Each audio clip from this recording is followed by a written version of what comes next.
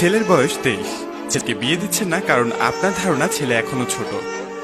আপনার কাছে ছেলে অবশ্যই ছোট, কিন্তু সে নিজে জানে সে আসলে কতটা বড় হয়ে গেছে। সে এটা আপনাকে বিস্তারিত বলতে পারে না। বলতে গেলে আপনার চাইতে সেই লজ্জা বেশি পাবে। এখন আপনি বলতে পারেন ছেলে বিয়ে করলে বউকে খাওয়াবে কি। প্রশ্ন হচ্ছে, যে মেয়েটাকে সে এখন বিয়ে করার কথা ভাবছে সে কি তাহলে এত বছর না খেয়েছিল? বিয়ে যদি আরো 5 বছর পরেও হয়, মেয়ে কি না খেয়ে থাকবে? মেয়ে যদি বিয়ে ছাড়া কোনোভাবেই না খেয়ে না থাকে, তাহলে শুধু বিয়েটা পড়ানোর পরেই কেন খাওয়ার চিন্তা আসবে? মেয়ে তার বাবার কাছে থাকুক, ছেলের যখন সামর্থ্য হবে তখন মেয়েকে নিয়ে আসবে নিজের কাছে। এখন দেখে নেওয়া যাক এর অ্যাডভান্টেজ ও ডিসঅ্যাডভান্টেজ গুলো। শুরু করার আগে একটি কথা বলে রাখি, যদি আমাদের এই ভিডিওটির সাথে আপনি একমত হয়ে থাকেন তাহলে অবশ্যই আপনার মতামত কমেন্টস করতে ভুলবেন না। তো চলুন জেনে নেওয়া যাক। অ্যাডভান্টেজ: ছেলের জীবনের টেনশন জাস্ট অর্ধেক হয়ে যাবে। তার বিয়ে হয়েছে মানে তার গার্লফ্রেন্ডের বিয়ে হয়ে যাবে। রোজ রোজ এই দুশ্চিন্তা করতে হবে না তাকে।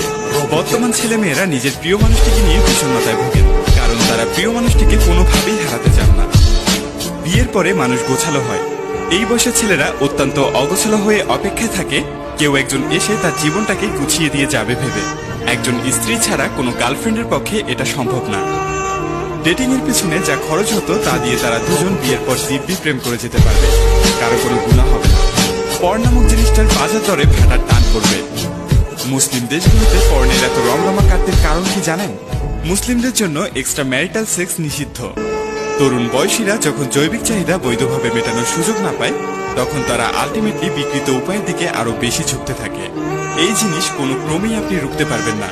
এগুলো হলো একটা পানির স্রোতের মতো, কোনো না কোনো দিক তা গড়াবেই। আপনি নিজে স্ট্রেস ফ্রি থাকবেন। ছেলে কোথায় কার সাথে কি করছে তা দেখার ভারটা ছেলের বই তখন নিতে পারবে। ছেলে মেয়ে দুজনই তখন স্যাক্রিফাইস করা শিখবে। এই শিক্ষাটা না থাকায় এখন দিনকে দিন মানুষের জীবন কঠিন হয়ে যাচ্ছে। এবার চলুন ডিসঅ্যাডভান্টেজের হিসেবে আসি। কিছু টাকা পয়সা খরচ হতে পারে, লোকে কানাকানি করতে পারে, ছেলে হয়তো পুরোপুরি আপনার কন্ট্রোলে নাও থাকতে পারে। এটা নির্ভর করে ছেলের ব্যক্তিত্বের উপর। সারা জীবন তাকে কি শিখালেন তার উপর।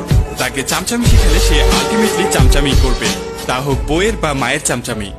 যদি পুরুষ হিসেবে গড়ে তুলতে পারেন তো কিভাবে বউ এবং মা দুজনকে একসাথে হ্যান্ডেল করতে হয় সেটা সে দেখবে। যদি আপনারা ঠিক থাকতে চান তাহলে এখন আমাদের অভিভাবকদের এই মেসেজটা দেওয়ার সময় হয়েছে। তারা ঠিক করুক তারা কি চায়। তারা যদি চায় আগামী 5-6 বছর ছেলে দিনে ডেট আর রাতে মাস্টারবেড করে কাটাক এবং মানসিক বিকৃতির শিকার হোক, তবুও সমাজের চোখে তার মুখ রক্ষা করুক, তবে তারা আগের সিদ্ধান্তেই অটল থাকতে পারেন। যদি তা না চান তবে একটু সাহস করে উপরওয়ালার উপর ভরসা করে বিয়েটা করিয়ে দিতে পারেন। ছেলে মেয়ে সবাই এখন রোজগার করতে পারে। বিয়ে করার কারণে কেউ না খেয়ে মরবে না। মোস্ট ইম্পর্টেন্টলি দুজন তখন প্রেমের অনিশ্চয়তা থেকে মুক্ত হয়ে ঠান্ডা মাথায় ক্যারিয়ারের হিসাবটা কষতে পারবে। একজন আরেকজনকে আরো বেশি সময় দিতে পারবে সবকিছু ঠিক রেখেই, এবং তাতে আপনার হার্ট অ্যাটাক হবার সম্ভাবনা থাকবে না, কারণ আপনি জানেন আপনার ছেলে মেয়ে তার স্ত্রী বা স্বামীর সাথেই আছে। আমাদের চ্যানেলে গার্ডিয়ান লেভেলের মানুষ খুবই কম, কিন্তু বড় ভাই এবং বোন লেভেলের মানুষ আছেন অনেক। আশা করি ফ্যামিলিতে কোনো ডিসিশন নেবার সময় কথাগুলো একবার ভেবে দেখবেন।